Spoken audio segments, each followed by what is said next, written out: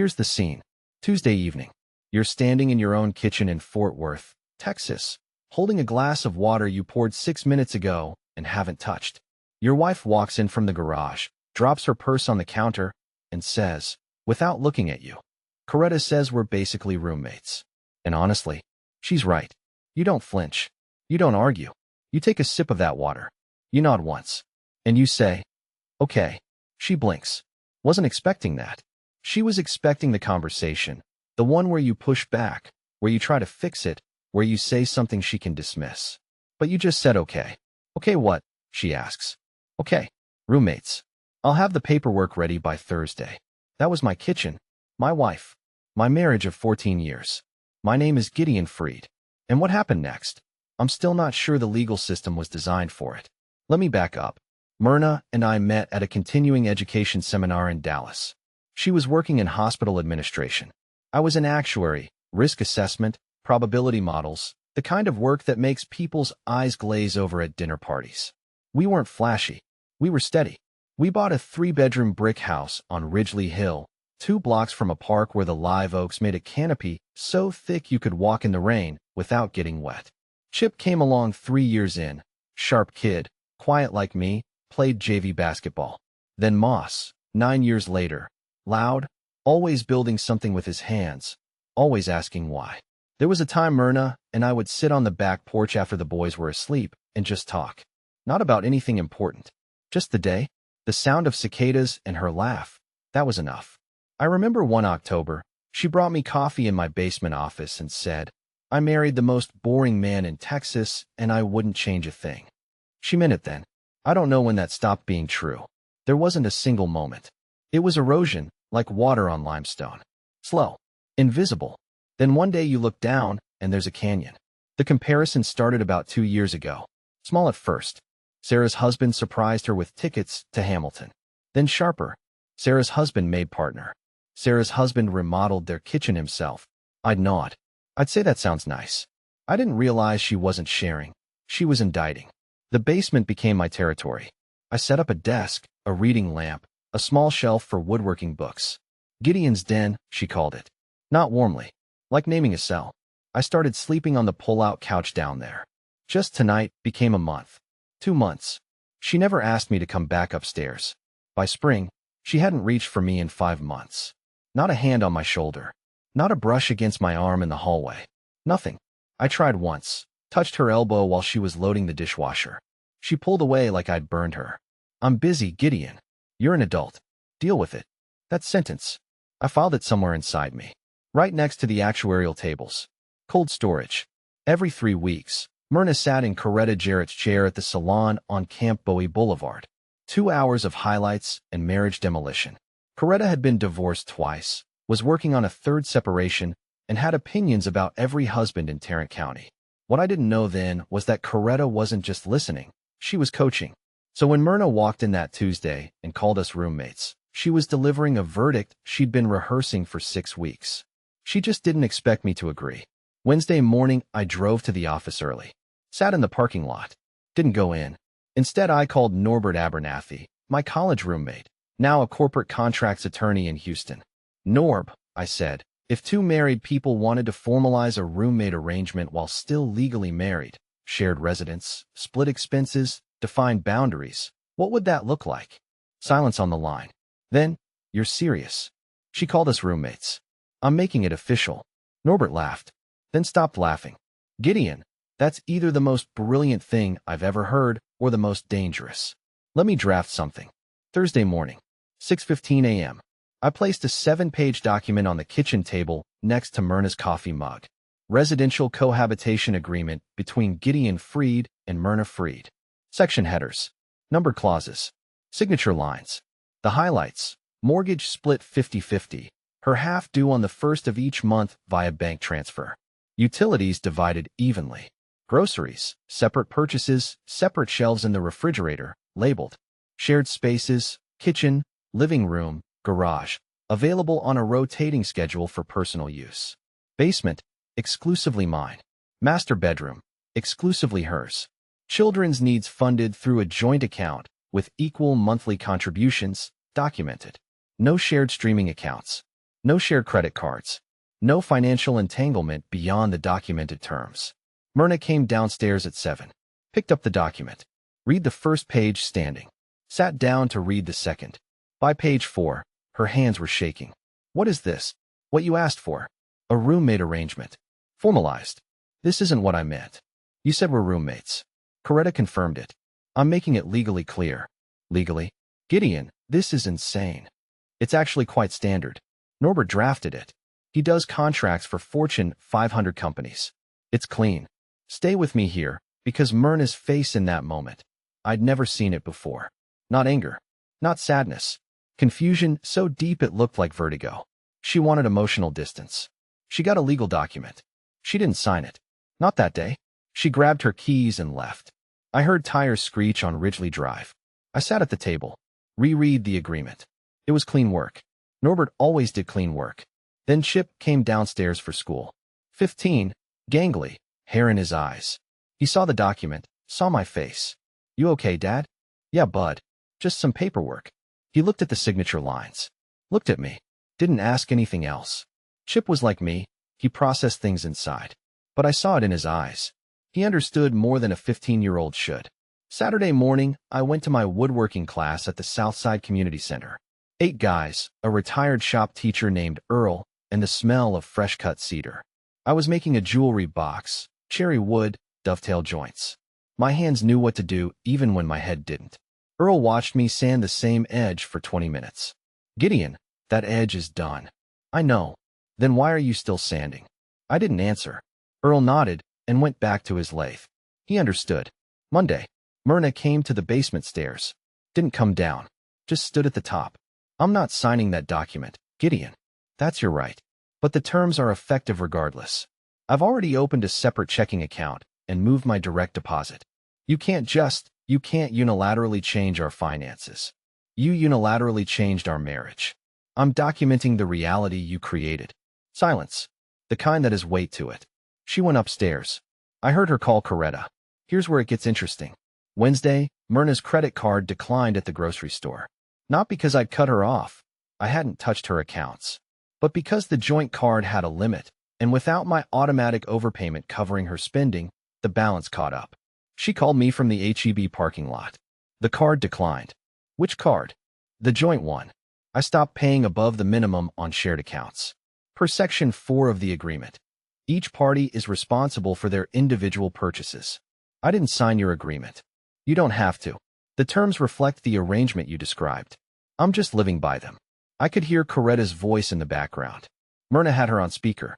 Coretta was saying something about controlling behavior. I let it go. An actuary knows when to let data speak for itself. Thursday afternoon, I sat in Ramona Chisholm's office on 7th Street, downtown Fort Worth. Ramona was a family law attorney Norbert recommended. Sharp, direct, no wasted words. She read the cohabitation agreement. Read it again. Looked at me over her glasses. Mr. Freed, this is one of the most unusual documents I've seen in 22 years of practice. Is it legal? It's creative. In Texas, marital property is community property. You can't unilaterally separate finances during a marriage without a formal partition agreement. But, she held up a finger. What you can do is file a post-nuptial partition agreement. If both parties sign, it's enforceable. If she won't sign, we file for a formal property partition through the court. Can the court enforce separate expenses in a shared residence? Ramona leaned back. You're not asking me to end your marriage. You're asking me to restructure it. She said we're roommates. I want the legal framework to match. Then we file a petition for partition of community property. It separates assets, income, and obligations while the marriage technically continues. How long? If she cooperates, 4 to 6 weeks. If she contests, could be months. File it. Ramona filed the petition that Friday. Myrna was served the following Monday at her office, the hospital, in front of colleagues. She called me 17 times between noon and 3 p.m. I answered on the 18th. You had me served at work? The filing required formal service. I didn't choose the location. You're humiliating me. I'm partitioning community property. It's a standard legal procedure. There is nothing standard about this, Gideon. Now here's the part one didn't see coming. That weekend, Myrna changed. Completely. Saturday morning, she came downstairs, to the basement. Brought coffee. sat on the edge of the pull-out couch, put her hand on my knee. "I don't want this," she said. Quiet, almost a whisper. "I don't want paperwork and lawyers and partition agreements. I want my husband back. And I'll tell you, the part of me that had loved this woman for 14 years wanted to believe it." Her eyes were wet. Her voice cracked. She looked like the woman I married in that little church on Vickery Boulevard. "I got scared," she said. "Coretta kept saying things, and I started believing them. And I pushed you away because I didn't know what else to do." My chest tightened. I almost reached for her hand. Almost. "When did you get scared, Myrna? Before or after 5 months of not touching me?" She didn't answer. "Before or after telling me to deal with it like an adult?" Still nothing. "Before or after Sarah's husband became the standard I couldn't meet?" She pulled her hand back. The mask flickered. "Just for a second. That's not fair. Neither was Section 3 of our marriage, the part where I lived in a basement and you lived in a salon chair." She stood up. The softness was gone. "You think you're clever with your documents and your lawyer? Coretta was right. You turned everything into a transaction. You turned our marriage into a tenancy, Myrna. I just put it in writing." She left. I heard her on the phone with Coretta before she reached the top of the stairs. I sat there in the basement. My hands weren't shaking. They were still. Completely still. That scared me more than the shaking would have. The next 2 weeks moved in a pattern. Myrna would oscillate. Cold on Monday, desperate on Wednesday, furious by Friday. Coretta was feeding her tactics like a chess coach between highlight sessions. Monday, Myrna left my labeled grocery shelf empty. Moved my oat milk, my bread, my lunch containers to the garage refrigerator, the one we used for overflow at Thanksgiving. I found them at 11 p.m. when I went to make a sandwich. Didn't say a word. Made the sandwich in the garage. Tuesday, she rearranged the labeled shelves in the main fridge. Mixed everything together. Threw my labels in the trash. "This is ridiculous," she said. I bought new labels. Reorganized after she went to bed. Wednesday, she told Chip that I was punishing the family with legal games. Chip came to the basement. "Dad, Mom says you're trying to hurt her." I looked at my son. "Chip, your mother said we're roommates. I'm organizing our household the way roommates do. Does that sound like punishment?" He thought about it. "It sounds like math." "It is math. Your mother just doesn't like the answer." Chip sat on the bottom step. "Is this heading to divorce?" "I don't know yet, Bud." "Okay." He paused. "Can I come to woodworking class sometime?" Saturday, 6 a.m. Thursday, Moss climbed into my lap in the basement while I was reading. "Daddy, if you and Mommy are roommates, do I have 2 rooms now?" I pressed my face into his hair so he wouldn't see my eyes. Held him there for a long time. Friday of that second week, Myrna tried something new. She cooked dinner. The whole spread, pot roast, mashed potatoes, green beans with almonds. The good plates. She even lit the candles we hadn't used since our anniversary 3 years ago. Set 2 places at the table. Came to the basement stairs. "Dinner's ready. For both of us." I came up. Sat down. The food smelled like 2019, like the kitchen used to smell when we were still a thing that worked. We ate. She talked about Moss's school project. About Chip's basketball tryouts. Normal things. Warm things. And for about 20 minutes, I let myself feel it. The candles. Her voice without an edge in it. The way she pushed the salt toward me before I asked. She remembered I oversalted everything. Then her phone buzzed on the counter. She glanced at it. I saw the name, Coretta, and I saw the preview of the text before Myrna flipped the phone over. "How's Phase 2 going?" Phase 2. That's what this was. The pot roast, the candles, the salt. Phase 2 of whatever Coretta had mapped out. I finished my plate. Thanked her for dinner. Went back to the basement. I heard her pick up the phone and whisper. He didn't react. What do I do now? That was the last time I let the candles fool me. The court hearing was set for a Thursday in late April.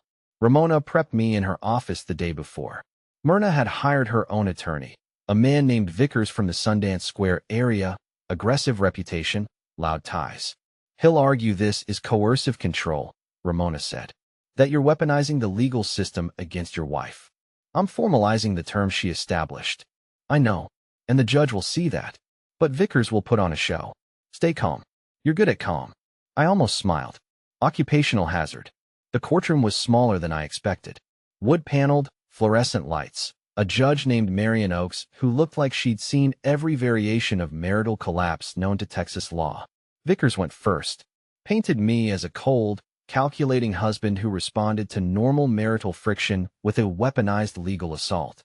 He used phrases like emotional terrorism through bureaucracy and financial strangulation disguised as equity. Ramona stood, straightened her jacket, and in a voice so calm it made the room lean forward, she said, "Your Honor, my client's wife declared their marriage a roommate arrangement. My client, an actuary by profession, a man who evaluates risk and formalizes agreements for a living, did what he does. He formalized the arrangement. He didn't cut off finances. He partitioned them equally. He didn't remove himself from the home. He organized shared space. Every term in this agreement mirrors standard cohabitation contracts used by unmarried individuals sharing a residence." She placed the document on the bench. Mrs. Freed wanted a roommate. Mr. Freed gave her one, with legal protections for both parties. If that's emotional terrorism, then every lease agreement in Tarrant County is a war crime. Judge Oaks didn't smile, but something moved behind her eyes. She read the agreement. All 7 pages. The courtroom was silent except for the air conditioning ticking overhead. I remember someone's phone buzzed once, a CNN notification about some diplomatic deal with Venezuela, and the owner fumbled to silence it. Then she turned to Myrna. "Mrs. Freed, did you tell your husband you were essentially roommates?" Myrna's attorney tried to intervene. The judge held up her hand. "Mrs. Freed, yes, but I didn't mean, did you, for approximately 5 months, decline physical or emotional connection with your husband? That's private. It's relevant. This is a partition hearing." Myrna looked at Vickers. He nodded. "Yes," she said. "And during this time, were you receiving counsel from a third party, a Coretta Jarrett, regarding your marriage?" "She's my friend. A friend who has been through 3 separations and who, according to text messages submitted in discovery, specifically advised you to, and I'm quoting, treat him like furniture until he breaks." The courtroom shifted. Myrna went white. She didn't know those texts had been submitted. I hadn't known either. Ramona had subpoenaed phone records as part of standard discovery, and Coretta's messages were in them. Treat him like furniture until he breaks. That was the plan. Coretta's plan. Make me beg. Make me desperate. And when I was desperate enough, that's when Myrna would have leveraged to reshape the marriage entirely on her terms. Coretta had done this before. Her first husband. Her second husband. A pattern. Always the same playbook, different men, same wreckage. I sat there hearing those words read aloud in a courtroom, and something I'd been processing for months finally crystallized. Myrna hadn't drifted away from me. She'd been coached away. Every cold shoulder, every comparison to Sarah's husband, every deal with it. Choreographed from a salon chair on Camp Bowie Boulevard. Judge Oaks granted the petition. Temporary order, separate finances, equal contributions to household and children's expenses, formalized in a court-approved agreement. Not exactly my original document. The judge modified several clauses, but the structure held. Myrna stood in the hallway afterward. Her attorney was already gone, phone pressed to his ear, moving to the next case. She stood alone by the window, overlooking the Tarrant County parking lot. "You planned this from the beginning," she said. "No. You said something on a Tuesday night. I took you at your word. I was venting, Gideon. People vent. And I'm an actuary. I assess what people say and calculate the risk of believing them. You said roommates. I believed you." She started crying. Real tears. I could tell because they were messy, not controlled. Her mascara ran. She didn't fix it. Coretta said you'd never actually do anything. She said you'd just go quiet and take it. Coretta was right about one thing. I did go quiet. She just didn't understand what I was doing with the silence. After the hearing, I drove to the high school, parked by the football field, walked to the bleachers, sat on the 3rd row, aluminum, cold through my pants. The field was empty, just faded chalk lines and a forgotten water bottle near the 20-yard line. I used to sit here every Tuesday watching Chip practice, Moss on my lap, asking why the ball was shaped funny. I stayed until the stadium lights clicked on, the timer for the grounds crew. My phone buzzed. "Moss. Daddy, are you coming home for dinner?" "Yeah, buddy. Save me a plate. I made a sandwich. It's got 3 kinds of cheese." "That sounds perfect." I drove home, ate the sandwich.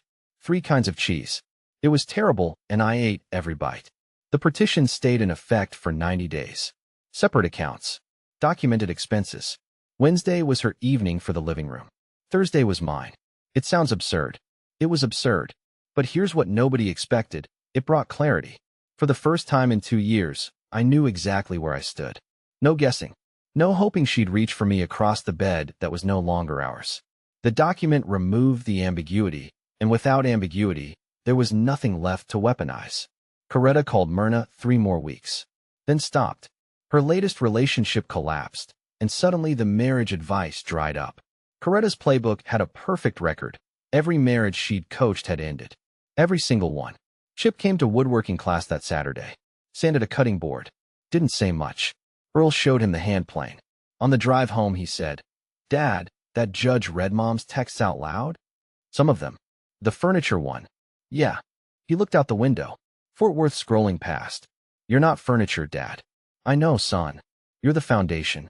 She just forgot foundations are load-bearing. At the 90-day review, Ramona called. The court requires a status hearing. You either convert to formal separation, file for divorce, or petition to dissolve the partition and resume standard marital property. What does Myrna want? Her attorney says she wants to dissolve the partition. She's proposing couples counseling with a licensed therapist, not a hairdresser. I sat in Ramona's office for a long time, looked at the certificates on her wall, the courthouse photo, the room where a judge had read my wife's friend's texts and formalized the distance between us. Tell her I'll consider it. Myrna and I sat down with Dr. Doreen Whitmore on a Tuesday, same day of the week she'd first called us roommates. Myrna looked nervous, smaller than I remembered. "I don't know how to start," she said. "Start with Tuesday," I said. She looked at me, and for the first time in 2 years, she really looked at me. Not through me, not past me, at me. "I'm sorry about Tuesday," she whispered. It wasn't enough. Not yet. But it was a foundation. And I know something about what foundations can hold.